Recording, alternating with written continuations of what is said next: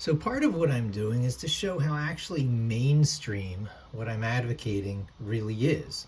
Can be, should be, surprised that it's not. So it's getting Linux running through a magic word that is pretty easy to type in here. WSL space minus minus install. There we go, WSL space minus minus install. We hit enter. We tell it yes. We'll have to tell it yes one more time. And this has begun a very remarkable process of turning your Windows system, which you can see here I have Windows 10, stripped down to bare minimum, into a Linux host. It installs what they call the Windows subsystem for Linux, WSL. If you go searching on this topic, WSL are the magic letters. And often these days it's been called WSL2 because the new version of it has so leapfrogged the previous version in the features people are looking for that they had to distinguish the two so that you knew to be on WSL2. And look, it says it was successful. The changes will not be effective until the system is rebooted. So let's reboot the system. So what it did right now is it turned on what's called the hypervisor. It's a lower level, closer to the hardware, features, taking advantage of features built into the CPU in order to run multiple operating systems at once. It's tapping into some really deep features that were put in there by both the hardware people, in this case Intel, and the software people, in this case Windows, Microsoft, when they made the version called NT for new technology or next technology, something like that. But NT put in the background operating system that could allocate resources, this much to this operating system, this much to this other operating system, and it has what's called circles of protection so that this can't touch this, and two operating systems can run at once. It pulls off a minor miracle there. Now, because it's at the hardware level, it's not just Microsoft NT, Windows NT that's doing that. It's implemented by other people. Microsoft doesn't have a exclusive on multiple operating systems at once now. The hardware supports this hypervisor stuff. So if you're on the Apple platform, there's plenty of ways to do this now. Commercial packages like Parallels, VMware Fusion, and then versions you don't even have to pay for. If you're just looking to run Ubuntu has this thing called, I think it's called Multipass. It's the way I'm advocating, because if all you need is Ubuntu, there's no reason to have these commercial products in the process. And I'm pretty sure that Ubuntu, in order to create Multipass, uses free and open source components of other products like VirtualBox, if I'm not mistaken. But you don't need to know about it or think about it. It just happens transparently in the background. So what's happening now, this window that's open, is probably installing Ubuntu. It says launching Ubuntu. It might already be installed, but it's running Ubuntu for the first time. And after it runs, it's going to ask for a username. Now, the thing is, instead of giving it a username and letting it finish out its install here, I'm going to do a alternative path in order to show you an immediate benefit of Linux. So you might be going, well, why would I do this if it's not like a desktop, if it's not Linux desktop I'm going after? It's because there's many other advantages that come from Linux by using it through what's called the terminal. It's going to look a lot prettier than this. This is still an old-fashioned Windows COM window, so you can't make the font bigger. It's not tabbed. But Windows Terminal will probably be on this system by the time this install is done. If not, I get it from the Windows Store, the Microsoft Store. But it's not all about using those terminals, I'll tell you. It's just as much about having a version of Python here that is actually the Linux version of Python. So all your slashes can be forward slashes instead of backslashes. And, you know, you're basically using a cloud compatible version of Python instead of using a local proprietary Windows version. Unfortunately, in order to get Python to run on Windows and even Mac for that matter, they have to customize it. So it's not really the same version that gets deployed out in the cloud by the thousands, by the millions, probably by the tens or hundreds of millions these days. Python is used to run a lot of stuff in tech.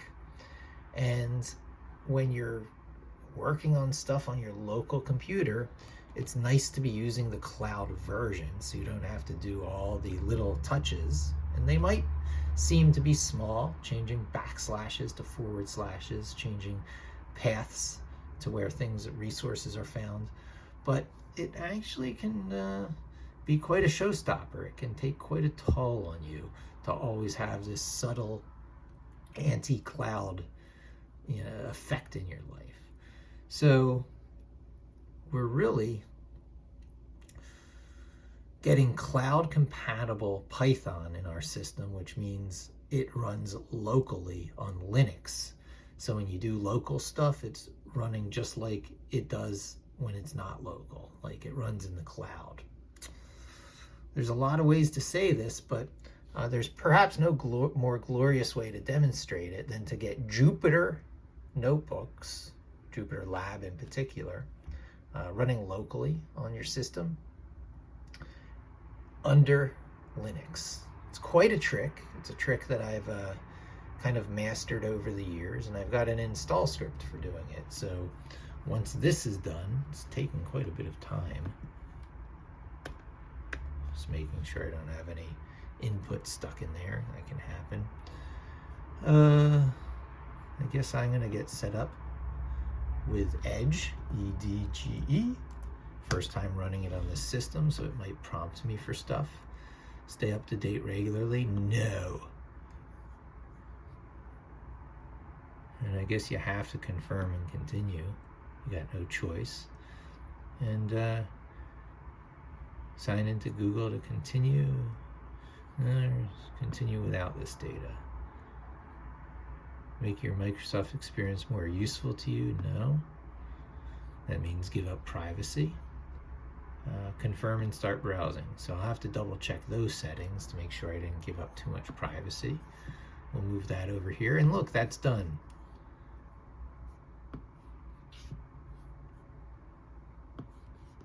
I should not have made it switch to that other format. Oh, there it goes back to normal. So now it wants you to enter a username. Usually you would put in Ubuntu at this point and finish it out. In fact, I can, just so you can see that. Ubuntu.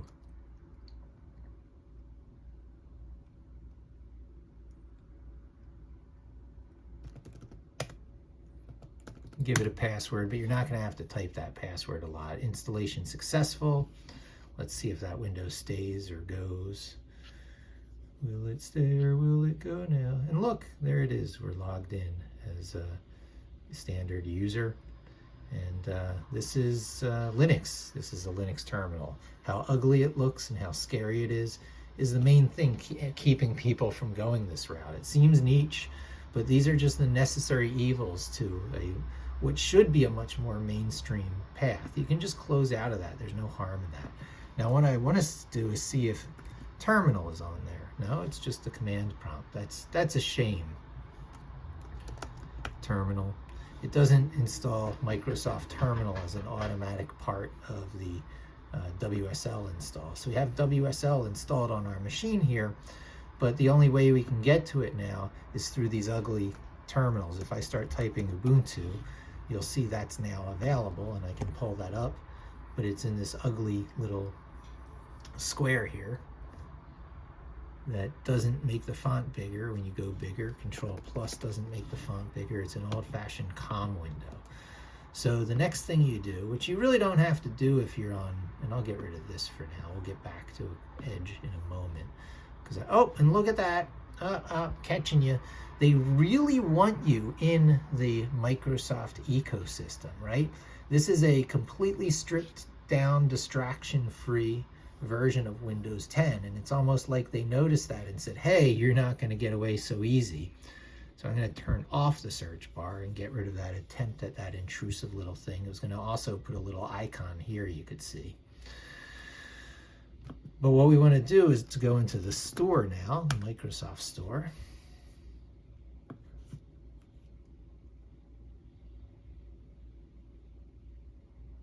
And we want to get the terminal, so we get this much better interface for those terminal windows, for those Linux terminal windows. Windows Terminal. You can see there's a Windows Terminal and then there's a Windows Terminal preview. I do like the preview. I like to get the slightly advanced features. And because it's from the Microsoft Store, it gets to roll out those advanced features without you always have to like checking for the latest version. It's a managed binary or something along those lines.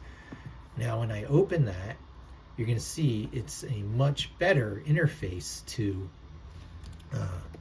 the terminal-like things, but it opens, see how it's backslashes, PS colons, backslash, and it even says, you can tell you're in PowerShell. So there's different types of terminals you can bring up. It unifies them. This is the unified terminal. So there's PowerShell, which it brought up by default, but you can see here is Ubuntu. If we choose Ubuntu,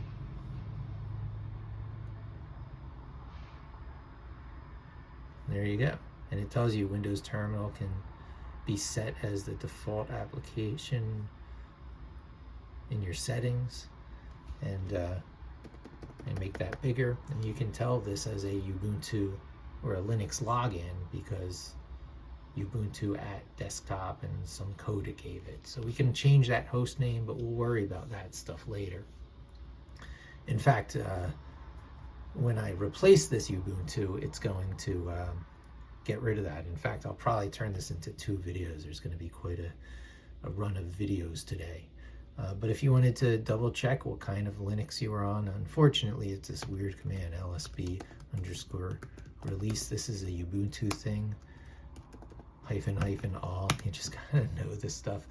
But you can see I'm on Ubuntu 22.04, jammy.